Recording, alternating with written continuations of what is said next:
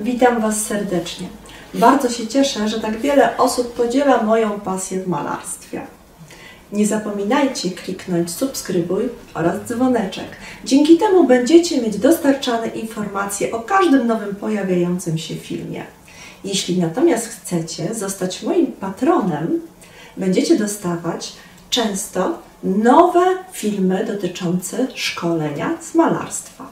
Wystarczy rozwinąć opis na dole. Witam Was, moi kochani, serdecznie w kolejnym odcinku malowania obrazu. Dzisiaj malujemy farbami olejnymi bzy. Jest to format 40×50 płótna i oczywiście mamy tutaj szeroką paletę barw. Będziemy pracować dzisiaj przede wszystkim szpachelkami. Właściwie cały obraz został niemalże wykonany szpachelkami, jedynie na samym początku, gdzieś bardzo delikatnie rozmazane tło, ale za chwilę i tak poprawione dużą szpachlą, więc w zasadzie możemy powiedzieć, że obraz jest typowo szpachelkowy. Tak naprawdę duża i mała szpachelka będą nam dzisiaj potrzebne, ewentualnie jakiś jeden większy pędzel do delikatnego rozmazu gdzieś na początku. Skupimy się dzisiaj na zagadnieniu oczywiście ciekawego tła.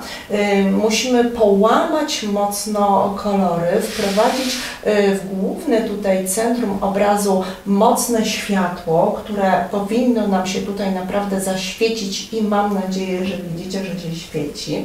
Dookoła natomiast chciałam uzyskać taki efekt lekko przydmionego obrazu, czyli te ciemne wszystkie barwy, gdzie są łączenia z czernią, z fioletem, z ciemną zielenią, z ultramaryną zarazem, czyli takie wszelkie połamania tak naprawdę kolorystyczne i na tym tle dopiero namalowane kiście luźno gdzieś pojawiających się bzów.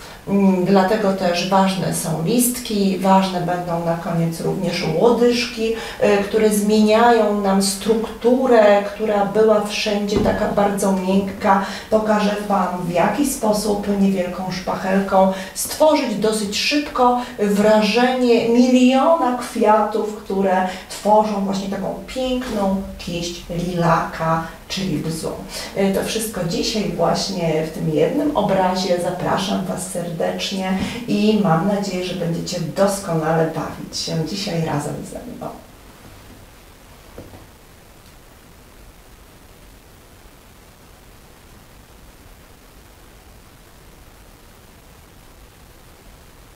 Wstępujemy do pracy. Na formacie 40×50 cm pracujemy dzisiaj farbami olejnymi, a to oznacza, że warto by było szybciutko przegruntować sobie płótno i do tego celu potrzebny jest oczywiście pędzel, może być płaski, tylko musi być czysty i troszeczkę oleju bądź jakiegoś medium olejno-żywicznego. Szybciuteńko, format jest niewielki, więc można naprawdę ładnie, szybciutko popracować.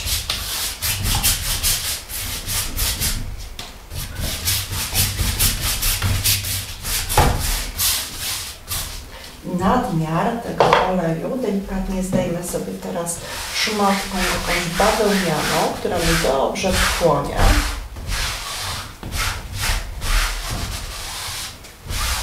Dobrze. I teraz wyznaczę sobie miejsca, gdzie będą przede wszystkim malowane moje bzy. To znaczy kiście mniej więcej pojawią się w takim układzie.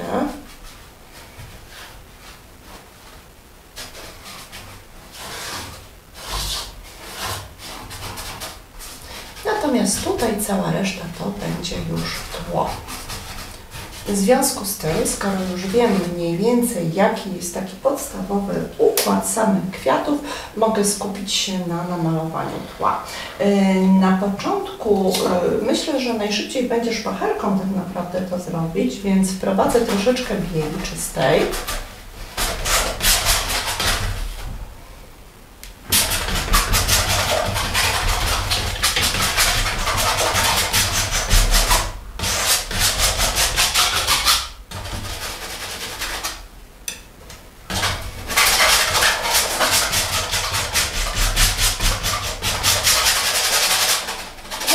wycieniowane, w związku z tym troszeczkę stworzymy takiego lekko szarego koloru, ale nie chciałabym, żeby to był taki zupełnie szary, stworzony z samej czerni, dlatego też dodam sobie do tego na przykład troszeczkę koloru ultramaryny i odrobinę fioletu. Sprawdzę, jaki mi wyszedł odcień na palecie. Jeszcze troszeczkę fioletu. I teraz popatrzcie, po przemazaniu nawet odrobina zieleni się dostała i bardzo dobrze, bo ona mi jeszcze dodatkowo tutaj przełamała ten kolor. Kolor jest teraz taki bardzo wyszukany, nie jest ani fioletowy do końca, ani szary, natomiast wchodzi w taki ładny, złamany jakiś odcień. Dodaję sobie troszeczkę jeszcze właśnie na przełamanie tej zieleni, która tutaj bardzo dobrze mi zadziałała. I jeszcze jednak kawkę czerni, bo od brzegu chcę, żeby ten kolor był jednak głębszy i bardziej, żeby pojawiał się cień. To tutaj właśnie będzie padało główne źródło światła, natomiast tak dookoła jeszcze ciemno.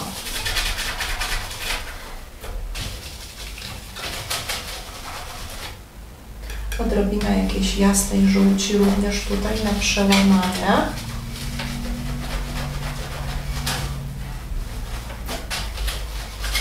I schodzę sobie niżej, jeszcze ciemniejszych odcieni, odrobinę czerni, bieli, żółci jasnej.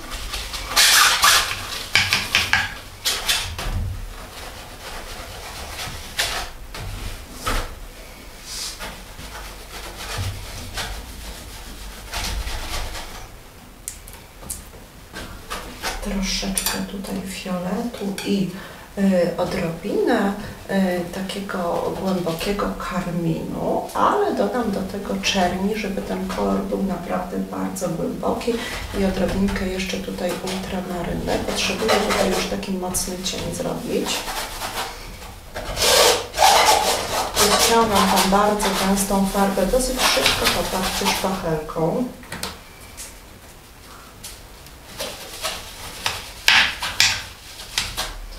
Dodam teraz bardzo ciemnej zieleni tutaj. Zobaczcie, ten kolor jest taki rzeczywiście już tutaj mocno głęboki, ale ta zieleń wprowadza mi taki jeszcze piękny, głęboki odcień, który będzie bardzo dobrze łączył się z moimi kwiatami. Czerń, ciemny fioletowy, ciemnozielony, odrobina ultramaryny i te wszystkie ciemne kolory tworzą mi taki bardzo piękny, głęboki tutaj odcień. Pasujący idealnie właśnie do mojego bukietu kolorystycznie, ponieważ chcę, żeby moje laki, tak, czyli bezy pojawiły się w takich odcieniach pięknych, fioletowych, gulawych, właśnie węglowych, jakich sama nazwa zresztą wskazuje.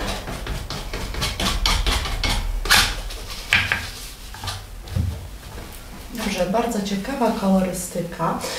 Teraz delikatnie spróbuję rozetrzeć ją pędzlem. Możemy nawet spróbować takiego pędzla, zobaczcie, to jest taki typowo w ogóle budowlany, ale takiej dosyć ciekawej strukturze i on też w bardzo ciekawy sposób daje sobie, zobaczcie, radę z tymi bardzo gęstymi farbami. Farby było nałożone całkiem sporo, więc tutaj ta struktura jej jest taka dosyć gęsta. Należy go tak odrobinkę przetrzeć i popatrzcie, przy takich leciutkich rozmazach tworzy nam się bardzo takie subtelne, ciekawe to tło. Piękne połączenia kolorystyczne.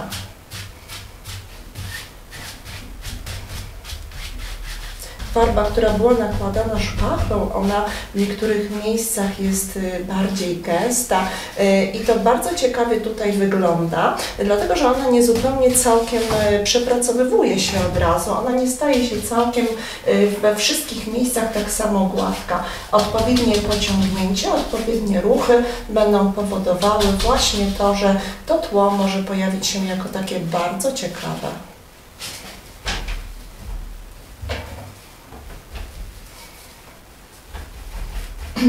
Teraz troszeczkę spróbuję takim delikatniejszym pędzlem, z łagodniejszym włosem. I dodam troszeczkę bieli. Chciałabym, żeby tutaj to światełko tak mocniej ingerowało. I teraz spróbuję sobie znowu popracować tą największą właśnie szpachlą, którą trzeba naprawdę teraz dobrze wytrzeć, bo potrzebuję więcej światła wprowadzić, więc tak naprawdę ona musi być idealnie czysta do bieli.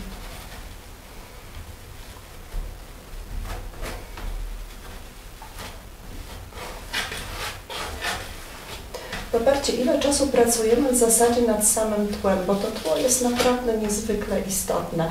Od tego w zasadzie będzie później zależeć cały wydźwięk naszego obrazu. To, jakie światło w tym momencie pójdzie, jaka kolorystyka będzie dana, czy ona będzie nam dobrze pasowała no, do samego jak gdyby głównego punktu programu, tak, którym będą oczywiście kwiaty. To one mają teoretycznie skupiać na sobie wzrok, ale to nie wystarczy. Od tła będzie zależało, jak one tak naprawdę będą się nam prezentowały.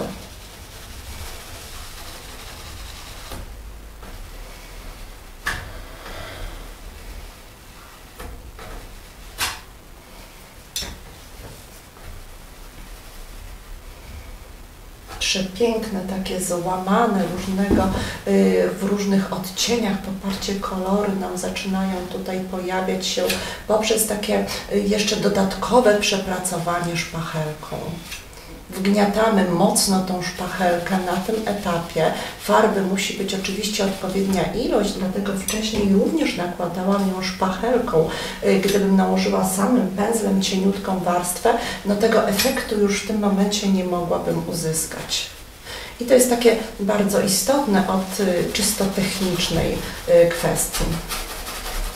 To wchodzę sobie delikatnie już tutaj na moje kwiaty, ale nie chcę tutaj zbyt grubej warstwy na razie, żeby zachować mniej więcej tutaj ich kształt. Możemy nawet delikatnie gąbeczką rozetrzeć sobie tak naprawdę te miejsca, gdzie one mi się pojawią, wówczas będą takie widoczne na obrazie. To będzie cienka warstwa, nie przeszkadzająca później w nałożeniu dodatkowych odcieni. Dobrze. I od razu na tym etapie, zanim przejdę do kwiatów, popracujemy troszeczkę zieleniami. Bardzo głęboka zieleń, taka deep, połączona jednak z odrobiną czerni i ciemnego fioletu. Da nam takie pierwsze bardzo ładne, bardzo ciekawe podkłady już kolorystyczne pod elementy samej zieleni. Na razie mogę jeszcze delikatnie tą większą szpachelką popracować, bo tworzy jeszcze takie nieco większe, szersze płaszczyzny, no ale zaraz trzeba już będzie przejść do tej mniejszej, bardziej precyzyjnej.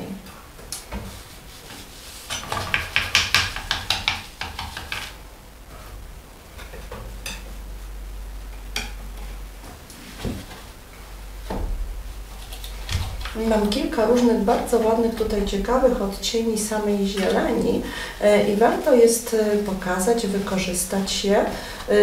Staram się zazwyczaj łączyć zieleń różnymi odcieniami, tak aby to nie była taka tylko po prostu bezpośrednia zieleń stópki. Wówczas ten efekt jest dużo ciekawszy. Dobrze, dołożę sobie teraz troszeczkę takiego pięknego odcienia oliwki. Zasugeruję w ten sposób liście.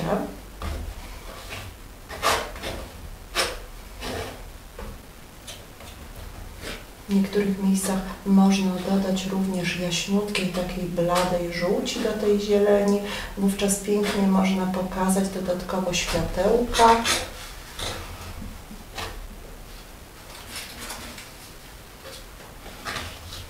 I takie cieniuteńkie takie delikatne, gdzieniegdzie od razu można powyciągać również łodyżki spośród tych, poparcie, listków. One też bardzo tutaj ciekawie od razu będą nam wyglądały.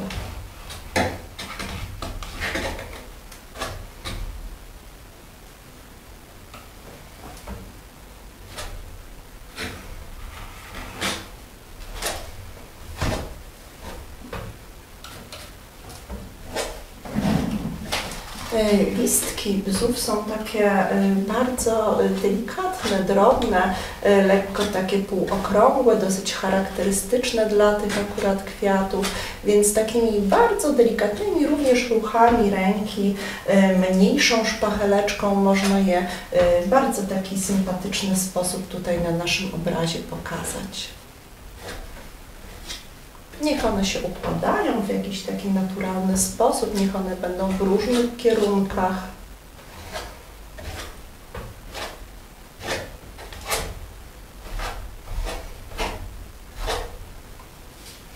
No dobrze, przejdźmy sobie teraz do samych już kwiatów. Warto by było popracować najpierw troszeczkę z samym kolorem, żeby pokazać w nich samą głębię, zanim przejdziemy już do konkretnej pracy szpachelką. Więc mam tutaj ten ciemny fiolet. Dodam sobie odrobinaczkę do tego tej ultramaryny, która jest takim kolorem nieposiadającym w sobie domieszek żółci. W związku z tym to bardzo tak ciekawie poparcie pracuje.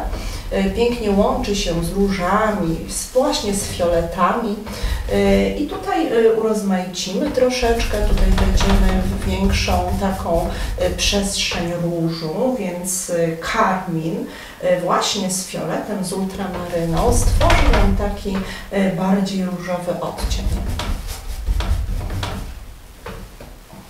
Tą warstwę zrobimy tak troszeczkę delikatniej. Na razie nie będziemy pracować grubą jeszcze warstwą farby. Dodajmy sobie tutaj odrobinę takiego jeszcze bladego różu gdzieniegdzie. Niech to wychodzi nam w sposób taki nieco nawet ciepły.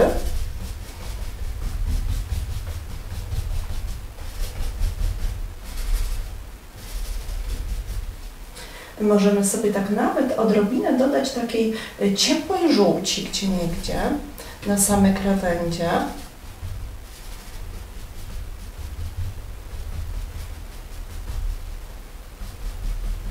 Dobrze, i przejdziemy sobie teraz do tej kiści dolnej. Ona będzie taka jeszcze bardziej blada, więc możemy sobie tak nałożyć odrobinę jasnego błękitu.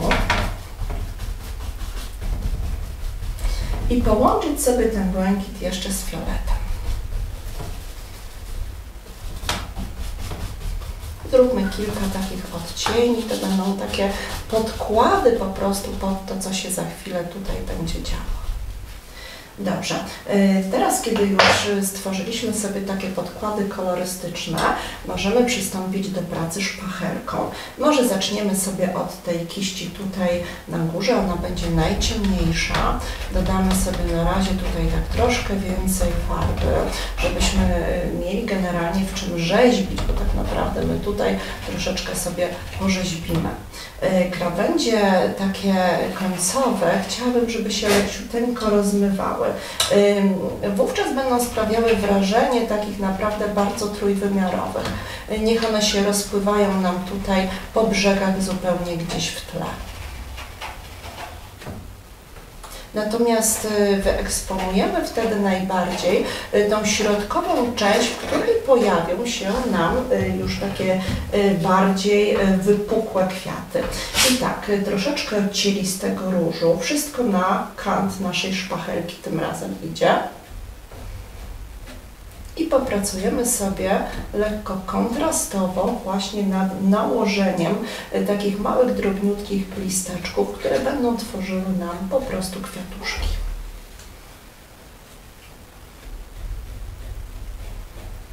Wydaje nam się, że mnóstwo pracy to wymaga, ale przy odpowiedniej technice tak naprawdę i zastosowaniu kilku takich drobnych malarskich trików okazuje się, że wcale aż tak dużo pracy przy tym nie ma, żeby pokazać, że to są małe, drobne kwiatuszki, które naprawdę skupiają się tak, aby stworzyć całą gęstą kiść.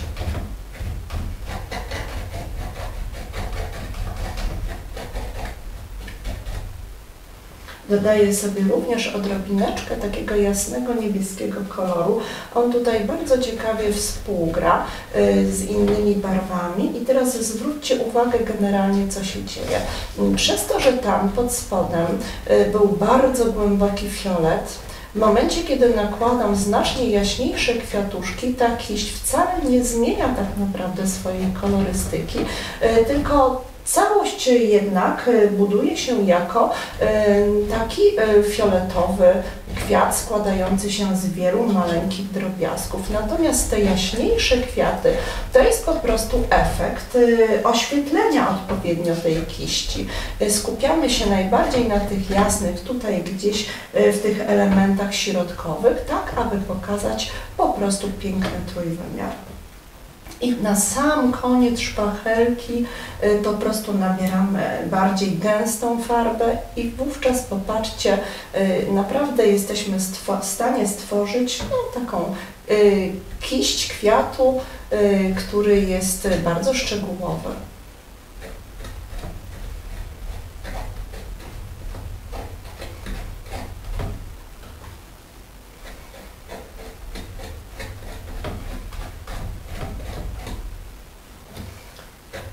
W brzegach tak już bardzo właśnie sugestywnie, tak żeby pokazać, że tam faktycznie coś jest, ale zaczyna nam zanikać.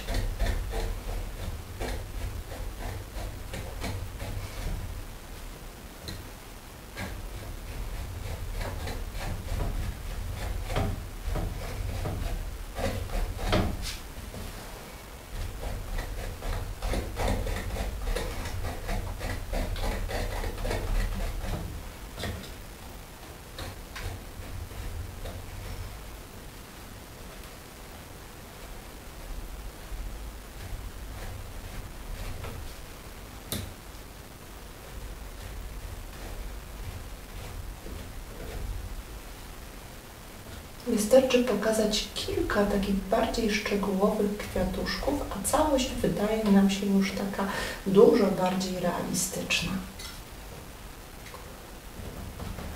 Jeszcze odrobinkę gdzieś tutaj, już nieco ciemniejszych, niech one nam sobie już wchodzą w taki głęboki, gdzieś tutaj cień.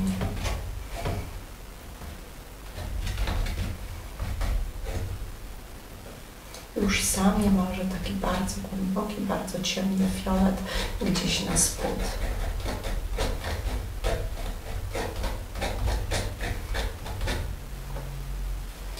Dobrze, przechodzimy do kolejnego kwiatu, może tutaj ten na dole. Chciałabym, żeby on był już znacznie jaśniejszy, żeby one się tak nieco różniły od siebie samymi odcieniami, więc zbuduję sobie z takich jaśniejszych kwiatuszków na tym tle, który stworzyłam wcześniej, dodając nieco tego jasnego błękitu.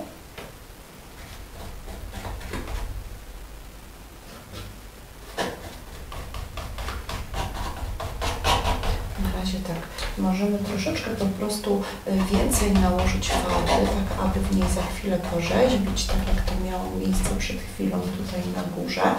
W ten sposób przyspieszamy sobie też pracę, dajemy tutaj po prostu więcej materiału.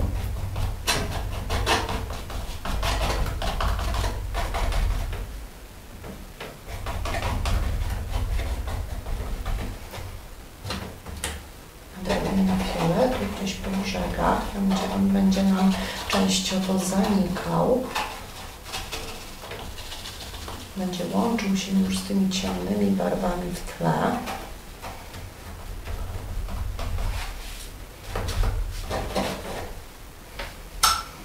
I teraz ten róż z bielą. I rzeźbimy kwiatuszki.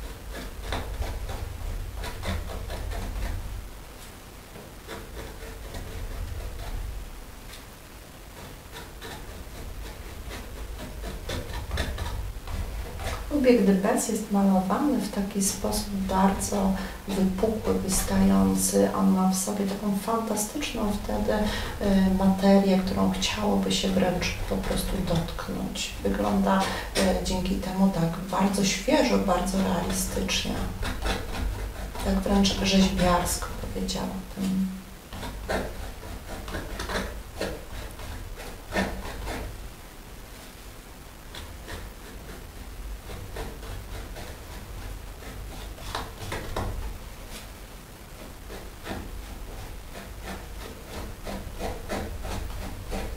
Musimy wgniatać delikatnie czubek szpachelki i starać się wykonywać takie nieco obłe formy, tak żeby te kwiaty nie wychodziły nam zbyt tak sztywno. To są okrągłe, maleńkie płateczki i właśnie warto jest troszeczkę popracować nad samą techniką tworzenia ich. Takie lekkie wgnioty, płótno jest na tyle giętkie. Zobaczcie, że ta szpachelka cały czas pięknie pracuje, ona tak rotuje nam troszeczkę, my ją wgniatamy i ona ugniata się pod wpływem również zarówno ręki, jak i samego tutaj ruchu płótna. Trudno byłoby ten efekt uzyskać takiej miękkości malowania szpachelką na czymś twardym, czyli na przykład na samej płycie, albo po prostu często kupujemy takie płótna, które są od razu bezpośrednio przyklejone do płyt. Pamiętajcie, że na takich płótnach bardzo trudna jest praca właśnie szpachelką, która powinna mieć odpowiednią taką giętkość.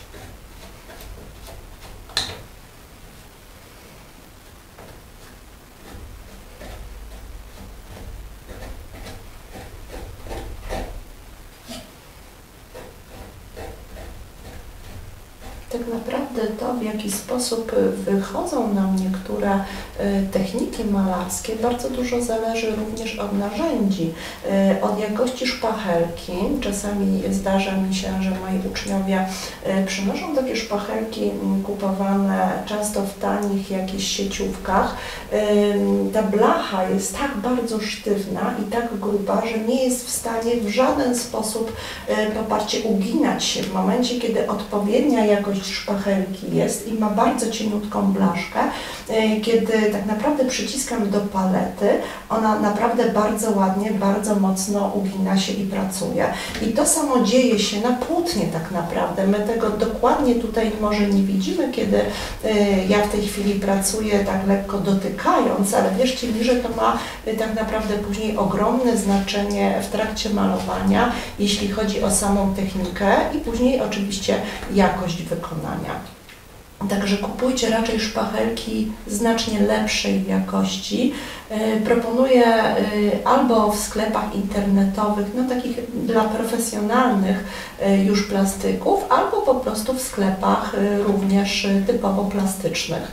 Wówczas będziecie mieć pewność, że taka szpachelka, która kosztuje powiedzmy w okolicy 20 zł, ma odpowiednią jakość i oczywiście odpowiednio zadbana, będzie nam służyć przez bardzo długi czas. Najważniejsze jest, żeby za każdym razem utrzymywać czystość tutaj tej blaszki, żeby farba nie zdążyła zaschnąć, dlatego że w momencie, kiedy ta powierzchnia, tutaj spodnia, zrobi nam się taka chropowata, no nie będziemy w stanie w żaden sposób już nią tak naprawdę odpowiednio pracować, ani uzyskać no, takiego efektu, jakbyśmy chcieli.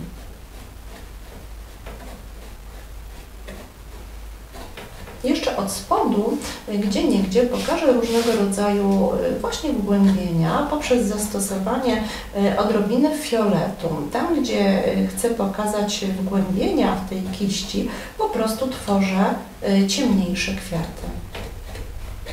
I wchodzę w strefę cienia.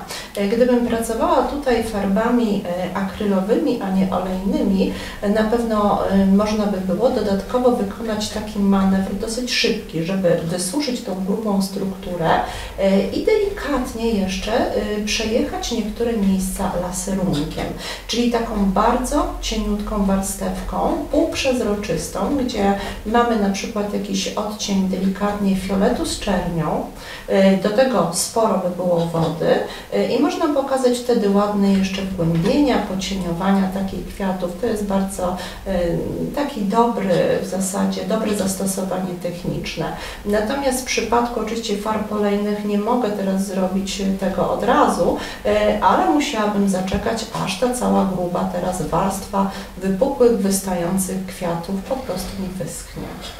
No, myślę, że na pewno potrwa to nawet do kilku tygodni czasami, a szczególnie biel jest jakoś tak wyjątkowo długo schnąca w farbach olejnych.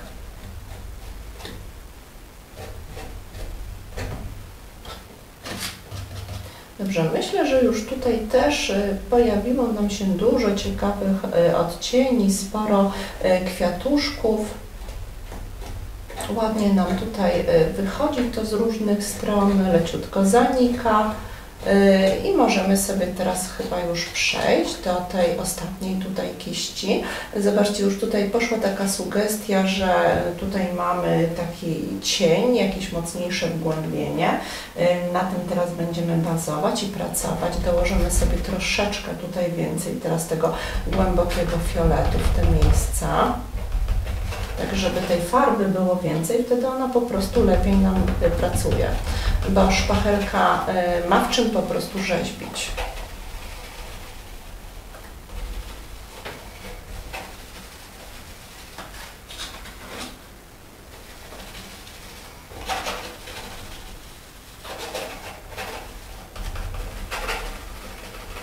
Dobrze. I teraz jaśniejszymi jakimiś odcieniami troszeczkę weźmiemy więcej karminu. Rozrobię go tutaj ładnie z bielą i spróbuję takie blado-karminowe troszeczkę kwiatuszki porobić na tym tle. Bardzo ładnie to się prezentuje tutaj. Popatrzcie, taki odcień bladziutkiego różu na tym fiolecie pojawia mi się.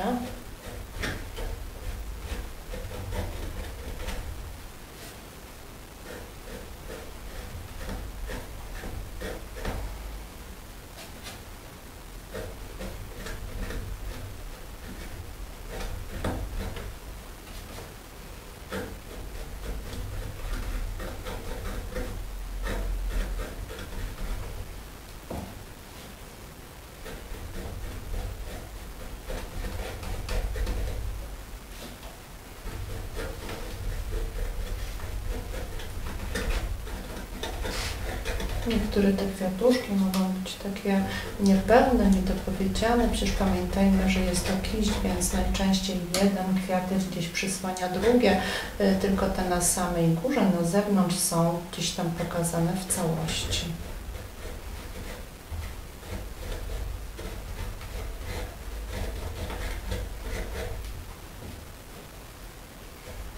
One gdzieś będą zanikać w pewnym momencie.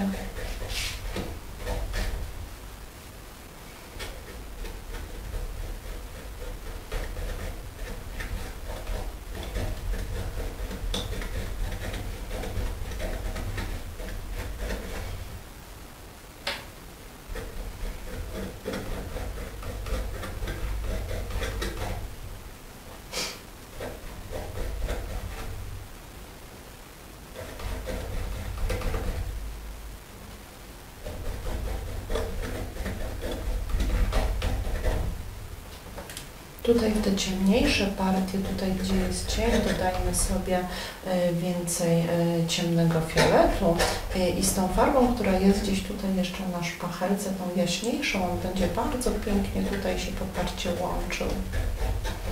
Będzie tworzył takie śliczne, wystające gdzieś struktury płateczków.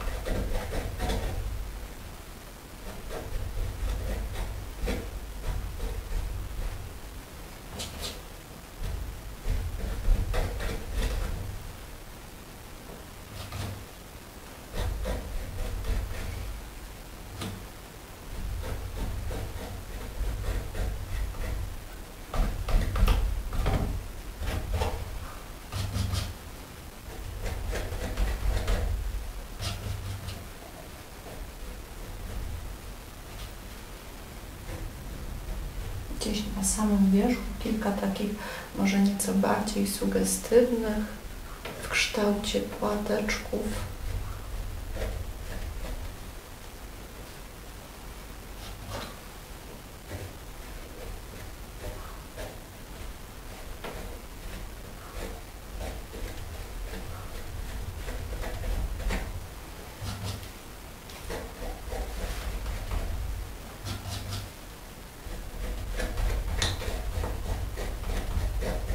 My możemy sobie z tak gęstej tutaj farby pobierać, poparcie z jednego miejsca przerzucać na drugie. Tworzą się również nam takie piękne, jakby nowe, dodatkowe odcienie.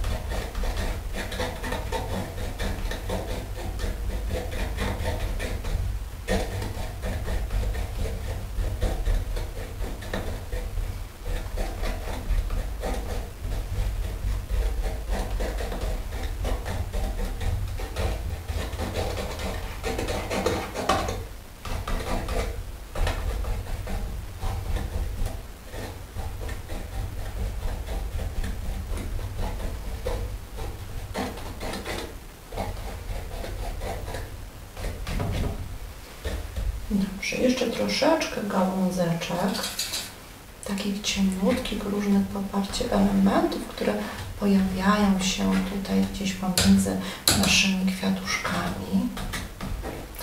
Pokażemy, że to są gdzieś takie naturalnie rosnące te łzy. Mogą również gałęzie pojawić się właśnie od takiego drzewka łzu.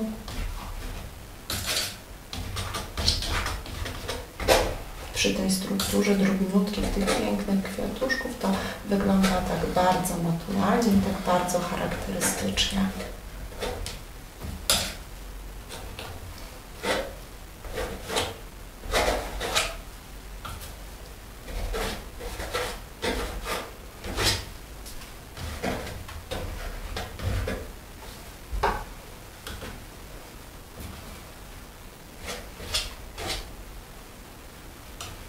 Odrobinę gdzieś jeszcze zieleni, jakieś drobne, pojedyncze listeczki, które mogą się pojawić od tych gałązek.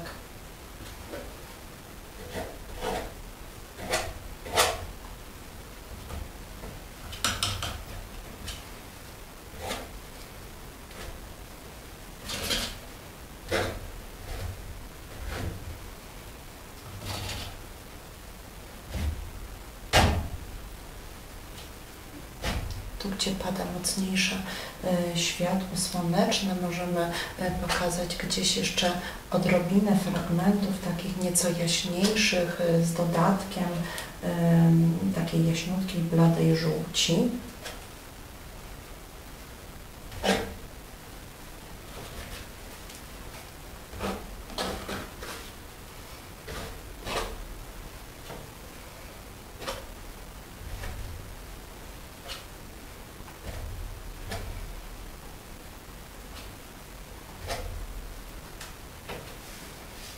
Takimi odpowiednimi, popatrzcie, ruchami, pociągnięciami tej szpachelki tworzymy takie piękne, wręcz trójwymiarowe formy.